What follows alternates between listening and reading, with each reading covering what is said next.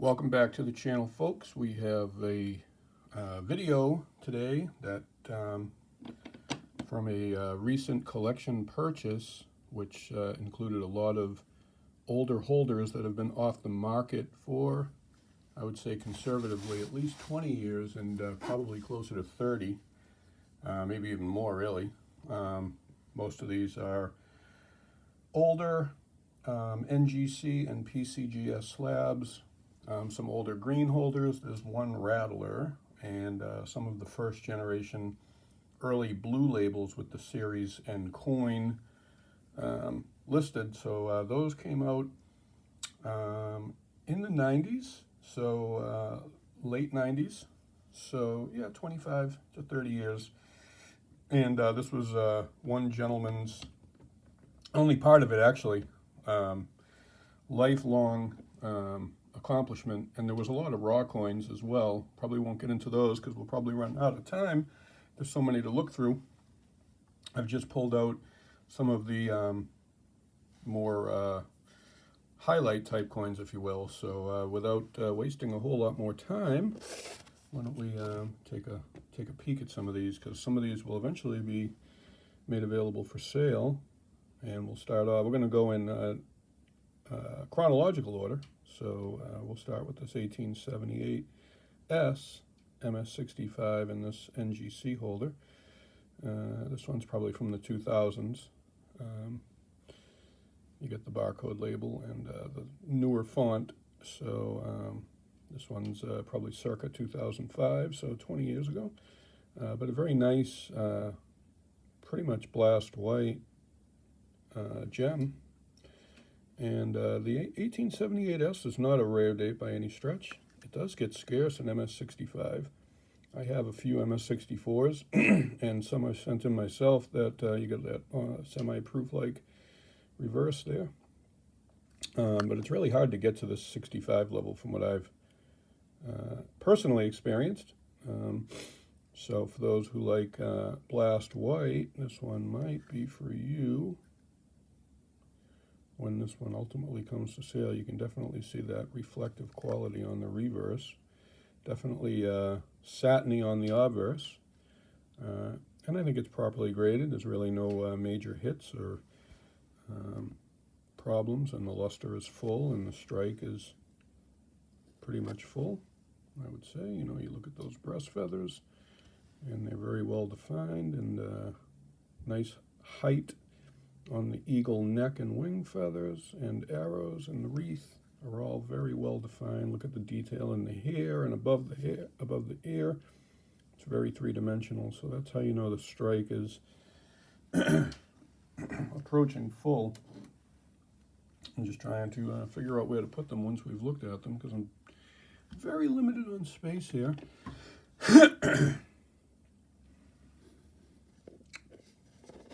This 1879S, I have quite a few of these in MS65. It's not rare. You can see a few more small ticks. But as I've stressed in the past, I think a lot of grading gets misunderstood when, you know, people really tend to concentrate on the contact marks when, you know, the luster and the strike play an equal role in that grade determinant, along with eye appeal as a smaller condition, like 30, 30, 30, 10, contact marks, strike, luster, eye appeal, something along those lines. I do know that for them to grade a coin to 65, that the strike has to be very close to full. If not full, the luster has to be excellent, and the contact marks have to be limited to non-distracting. You know, there can be like 1 or 2 at the most moderate hits in the prime focal areas. You can see that's a luster break on the cheek, not so much a scratch. But you can have a pretty good amount of marks. Sometimes a coin will have almost no contact marks, and it will grade 63 or 64 or even worse. This one's a little bit cloudy, as you can see, too. It's hard to say what it will look like under the plastic of the slab, because sometimes a little bit of air gets trapped in there and it creates that cloudy appearance. And then we have another, I should cover the grades. I think I will after this, and we'll reveal the grade at the end. Let you think about what you think the coin would grade. So this one you can see how much cleaner. You still get that cloudy effect. A lot of that's the light box too, now that I'm looking at the coin outside the light box. So I'm not the biggest fan of the light box.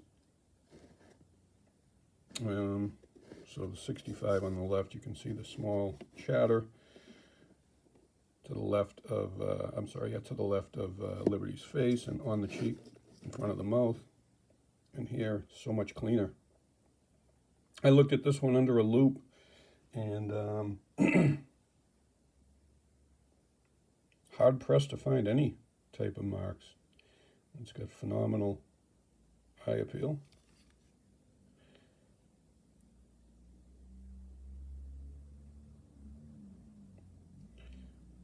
I would say this is a candidate for a plus upgrade, possibly a full point. Might go in for reconsideration, not sure. All right, I'm going to find something to cover the grade. Makeshift piece of paper.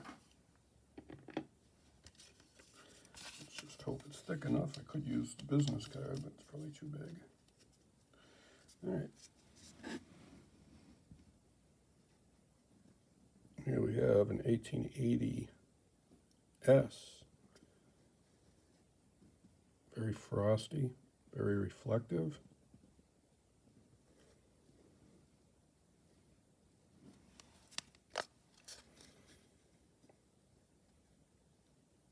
Pretty nice mirrors. Excuse me. Cannot clear my throat. Pretty nice mirrors on this, and a nice cameo effect with that black and white. Frosty. Not a lot of major hits, really. Pretty clean fields for a what would appear to be proof. Like, what do you think it is? You think it's PL? You think it's DMPL? Take a guess. We're about to reveal. All right. If you think it's PL, you're right. Not dimple. And 63 seems a little bit conservative, because I've gotten some other 63s. In fact, let me just pull one out that just came back. Just to compare, really quick. This is not one that was recently acquired. This one was recently submitted by me. But, I don't know. Seems to be a lot more. Well, there's more haze, but there's also more chatter on that one on the left. There's a lot of small chatter. Very small hits on the cheek as well. Certainly a nice coin, but I think the one on the right is crisper. I mean, look above the eagle's head. Look at that nice dark versus this one's a little more cloudy. Some more small pinprick size hits below states, so forth. You know, I would say the one on the right is probably a 64, in my opinion. I think the obverse is probably deep mirror. I think the reverse is just shy. So PL is a nice conservative.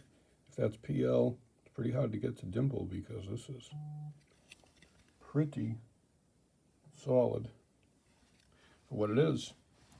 All right, let's go to the next.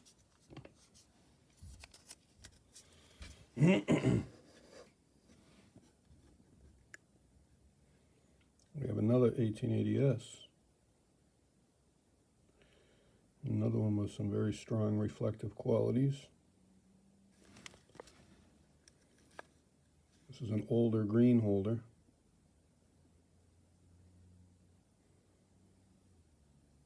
What do you think we got here, huh? Very similar to the last one, maybe a little more on the contact marks, certainly.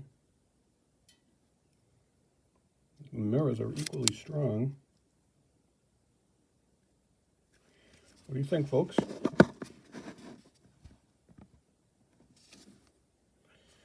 Let's see, I find that somewhat, not perplexing, but curious, I guess.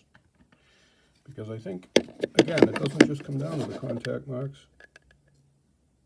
They're graded in different generations, without a doubt. A little bit less strict on the green holders when it came to the dimple. But 64 versus 63, I don't know. You tell me. I have my own thoughts on that. We have one more ADS. This one in an NGC holder.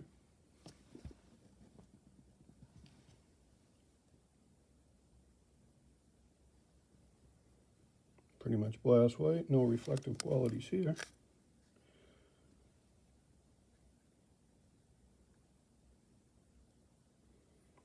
Nice clean fields and devices, nice and clean.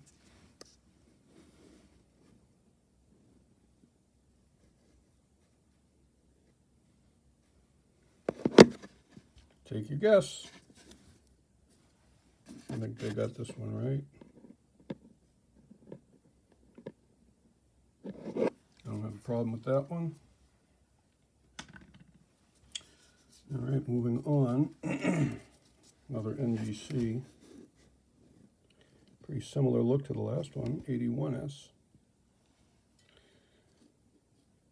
Those are luster breaks you're seeing on the cheek and neck and in front of the field, in front of the face rather, in the left field. Left field where Carl Yastrzemski used to play, Boston Red Sox, Jim Rice. All right. Similar in quality, similar in look, and identical in grade. Seems about right to me. Running out of space already here. You have to recycle them back. All right, here's another 81S. This one has a little bit more reflective quality to it.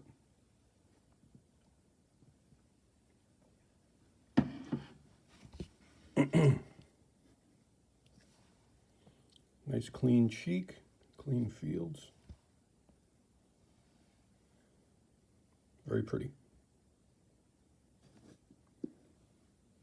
Kind of, I hate the term luster blonde, but it does have that quality to it. And you definitely have some element of reflectivity, not enough for PL in my opinion.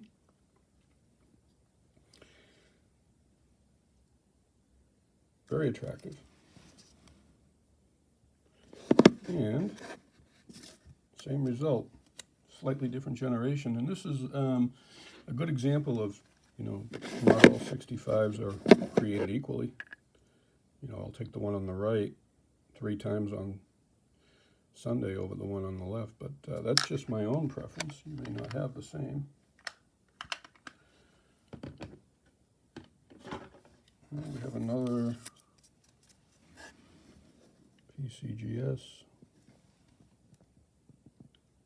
1882S. A lot of marks on the holder, scuffs, and there's some marks on the coin, but it's not all on the coin.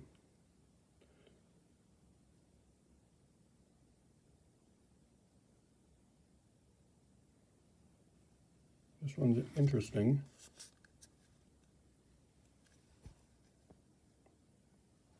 Definitely a decent amount of chatter. And some cloudiness that, again, could be trapped between the plastic and the coin. You crack this out and all that, a lot of that cloudiness will dissipate.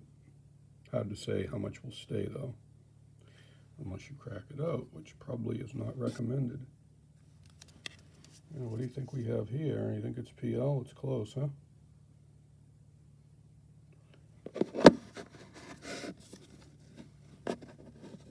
So, you know, if you have been, if you pay attention to the generation of slabs, there's been a lot of talk about the leniency during certain eras of the various grading companies, and I would say that this coin would have close to a 0% chance of getting the DMPL today, because they're super, super strict today, not because it doesn't deserve it, although it's probably closer to PL in my opinion. The interesting thing about this is that the 82S is a common date, but finding it in DMPL above 63 is very, very challenging. And the pretty good sized price jump from 63 to 64, and then a monumental jump to 65. I did a quick search on eBay and I couldn't find a single one listed in NGC, PCGS, or CAC, or even Annex, MS64 Dimple, and I couldn't find one recently sold. So, you know, if I went on Heritage or Great Collections, I'm sure I'll find them. But pretty hard to find that coin in that grade. Here's an 82S, another one. Pretty clean.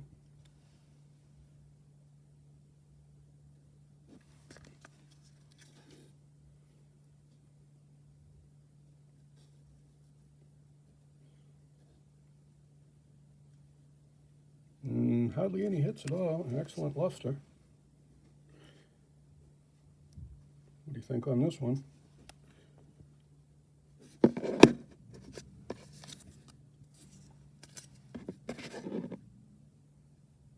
$66.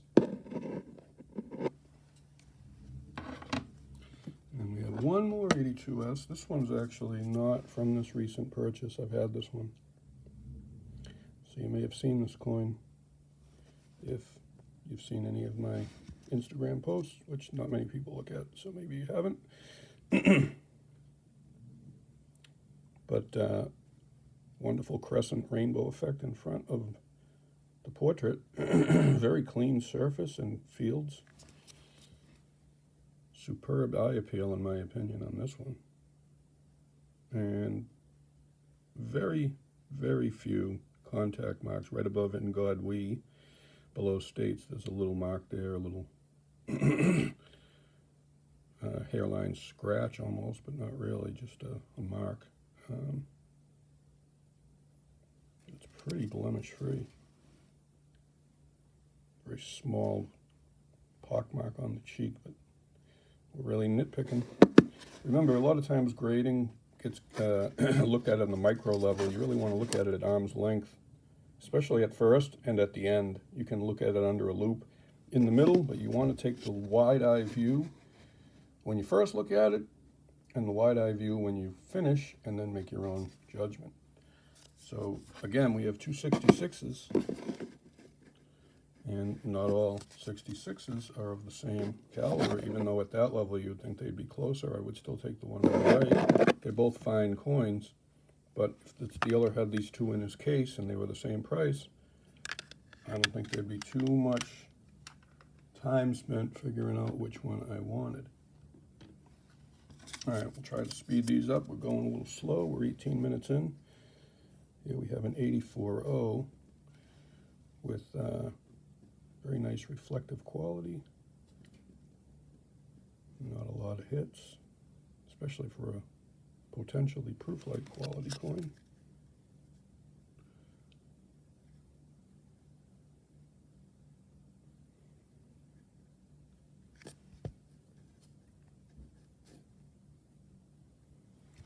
Definitely proof-like on both sides, in my opinion. Very clean for a proof-like coin, and very nice contrast, especially on the obverse. This one, 64 PL compared to some of the 63s and other 64s. You know, if those are 64s, I would say this probably has a shot at a 5. And look at that cheek, and those fields are just like, you know, there's a couple of marks up here, but that would not, in and of itself, prevent a 65. It's within the acceptable amount of contact. So that's close, in my opinion. That may get it. We have another 85, I'm sorry, the first 85, oh, first and only. More of a satiny luster. A little bit of antique toning. And again, just a hint of it around the rim. Pretty clean. Older green holder, you can probably tell from the reverse label. Just your run-of-the-mill 65. Nothing too crazy about that one. And we have an 1885S semi-key date, one of the tough San Franciscos that start with the 83 and run all the way up to about the 89S. The 90S is a little bit less difficult. This one's a pretty nice piece. Really nice creamy luster. Not a lot of contact marks at all. Very few, in fact. Excellent luster. Strike, pretty much, yeah. I mean, it's not full, but it's very good. 7, 8 on a scale of 1 to 10, in my opinion. And 63 seems a little conservative, but again, that might come down to the strike. So everything else seems to be there. Seems like a nice conservative grade. We have another 85S. This one is the one and only Rattler, hence the name.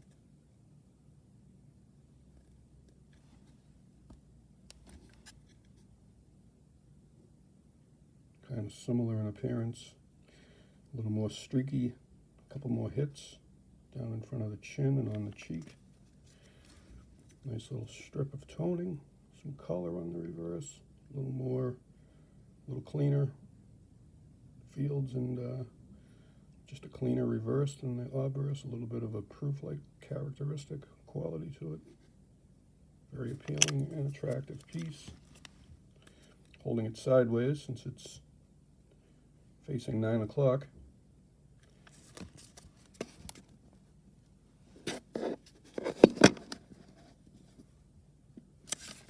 Probably an accurate grade in my opinion then and now. And then we have a few in 1886 with some deep toning that when you tilt it in the light you can capture those aquas and reds and golds. You know, it looks like a flat strike above the ear and so forth. Hard to tell if that's a weak strike or the toning that's causing that. I would say it's a weaker strike. Although the reverse looks pretty struck up. Tricky. This would be a tricky one for me to grade. But I will say I would have landed on probably 64 on this. And here we have at 65 in one of the older non-barcode NGC Fatty holders. They tended to be a little bit more conservative, but you know, again, grading is not a perfect science. It's more subjective than anything. Here's an 1886, another one. This one in a PCGS all green holder. Very clean. Clean, nice luster. Not a lot to spend time on this common date. And this 65 seems about right. All right, we are down to the last. Well, we got probably about 10 more to go. Try to rip through them here. 1887. And this one is pretty heavily marked. 87P. Doesn't look like a high-grade coin, but let's see if I can do this. Probably won't work. I'll try anyways.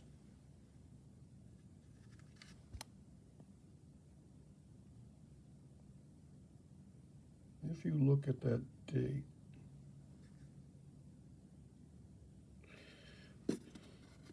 to the right of the 7 in the bottom loop, you can just make out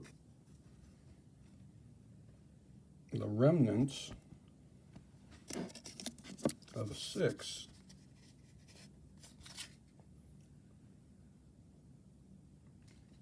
I'm not very good at the loop under the camera, but it's to the right of the base of the 7.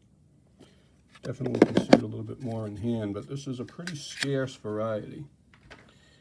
And this one was actually sold as an 1887 without any mention of the overdate, and didn't seem to get a lot of attention. This will typically sell for at least $500–600, and I don't want to tell you what it sold for, but it wasn't close to that, I will tell you that. 1888. Now this one's interesting to me. You can see those hits on the chin pretty much right away. Aside from those, the rest of the coin is pretty flashy, pretty clean, strong luster. Nothing to speak of on the reverse. Really nothing else to point out except for those marks on the chin. 65. Again, you know, 1 or 2 marks like that, if the rest of the coin is as solid as it is, we'll get that 65 grade, and probably not the, you know, first 65 I would buy, you know, if a dealer had multiple. I'd like to see what the other one looked like, so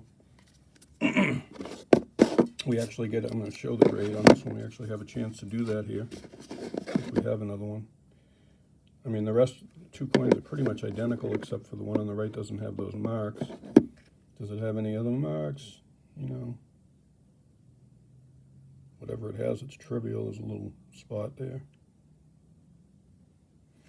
But you got to remember, we're not talking about MS 70 or 69 or 68 or 67. And these coins are 150 years old. So, you know, all of that needs to be factored in when you're coming up with a final grade. And then we have yet one more 1888. This one's a PCGS. You can see right away there's a few marks on the cheek, in front of the face. Small ones, but there's a few marks.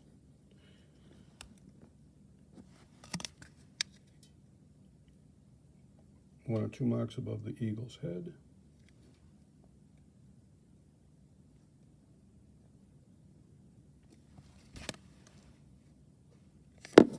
And we have another 65.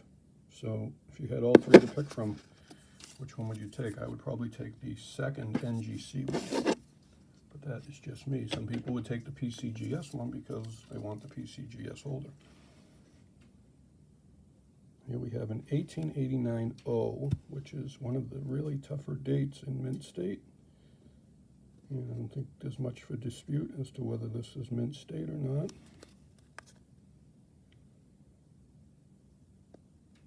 Very creamy. Not a lot going on there. See the price tag from, I want to say, oh, 1990. Look at that. $680 back in 1990. That is pretty impressive. So here we have an MS64 and an old green holder, and today's price guide is in the 700s, so it hasn't gone up much. And the reason for that is grading, when this was graded, had only been going for a few years, and the population was super low for an MS64. You know, it's always been a tougher date anyways, but you know, it's a condition rarity at that point. And then more get added to the population, more people buy them, a little bit less demand, a little bit more supply, prices level out. Here we have an 1890 O with some nice antique toning, very clean surfaces, devices, and an older NGC holder, one of the older fatties. You can see the flatness of the eagle's chest, which is typical of New Orleans coins. I'm sure you all know that. But an overall very fully lustrous, clean specimen, and I would say properly graded. If it had a fuller strike, maybe it's a shot 5, but I think you're not going to get to 5 without a full strike, or at least very close to a full strike.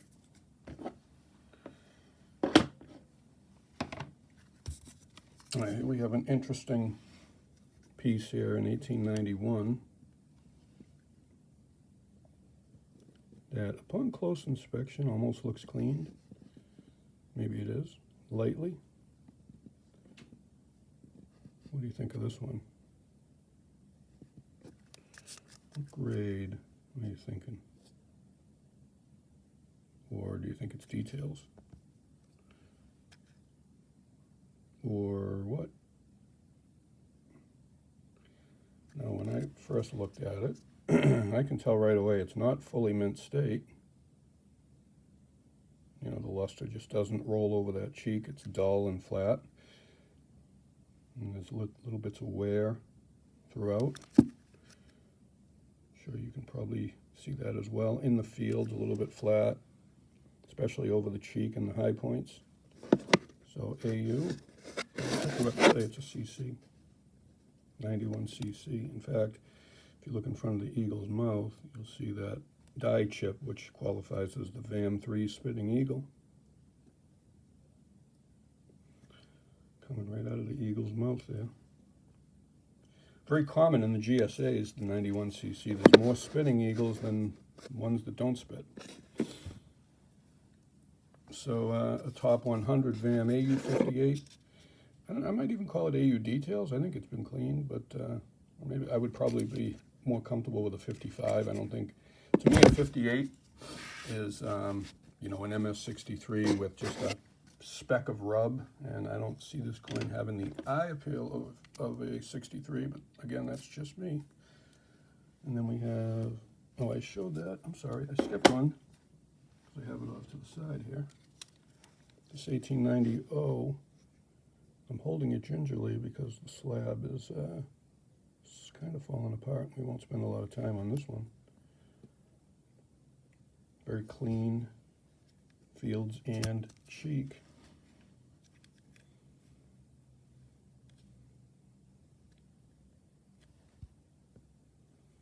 And the reason the slab is falling apart is there is a chip. And it started to come loose, but this is an old doily. And it's unfortunate that it's kind of falling apart, because obviously the doilies are only struck for a few months, and it doesn't matter what coin's inside it, they always command a doily premium. But an 1890 O is a little better date. We just have a few more. I know it's gone on longer than I was hoping. Here we have an 1891 O, another date similar to the 1889 O. A little bit of glassy reflectivity, not nearly enough for PL, but a little bit for enhancing the eye appeal. This is a wonderful coin, I think. Very eye appealing, very strong on the eye appeal category. Just a very attractive, very clean fields and cheek. You can see that reflective quality when I put it down. And here we have an MS63. I think that's a nice conservative grade. It's probably just shy of the 64 grade. Might make it today. Hard to say. I don't want to say they're inconsistent today, but there's been some head scratching results of late. All right, we're down to 3. This is one of the last 3. 1891 S, better date. Tough to find above MS63.